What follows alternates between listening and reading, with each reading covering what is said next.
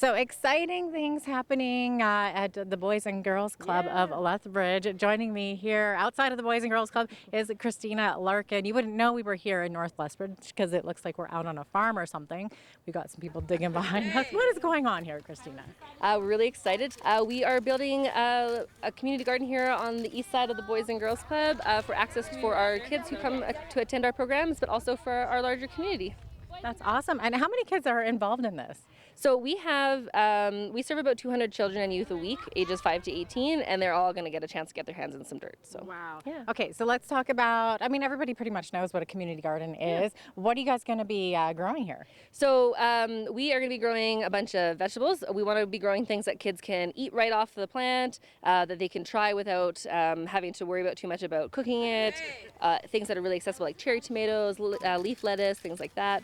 We're going to be growing lots of flowers that promote some great pests that we call pests, but we're actually so instrumental in our garden. Yeah. We're going to be installing some kids crafts. It's going to also be a nature-based play space, so there'll be opportunities for kids and the public to play around in the space. And what I'm personally really excited for as a Northern Alberta girl is going to be planting a lot of trees here for an edible fruit forest. Oh, beautiful. I bet it'll be gorgeous someday. When the fruit bloom, yeah. And this has been in the making for a while, you were saying. It has been, yeah. So I started the Boys and Girls Club 3 years ago, and it was already sort of on the table. We weren't able to get it off the ground then, but I kind of picked it up and have been trying to get it going. And so here we are 3 years later, from my counting anyway, and we're finally putting it in, thanks to a lot of our community donors who've been able to support us. That's awesome. And where are the vegetables going to go? Are they going to go to the food banks or just literally for the community? Yeah, so I suspect that people will be eating them because it's a public space, and that's honestly that I'm completely fine with that. If when people are around and they're hungry, if they need a little tomato, get them through their dog walk, go nuts.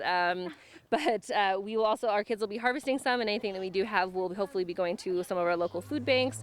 They'll get to learn how to cook with some of their ingredients that they grow themselves in different cooking classes for different age groups and things like that. That sounds like so much fun. And behind us, right over here, we have a little digger. This is Kyla. Kyla, how old are you? 9. You're 9 years old. Okay, tell me what you're doing right now.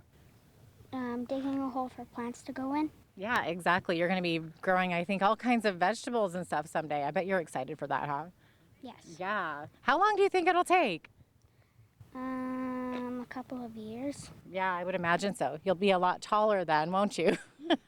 All right, so that is a community garden going in at the Boys and Girls Club here in Lethbridge in the Westminster area. We'll have more coming up on Go right after this.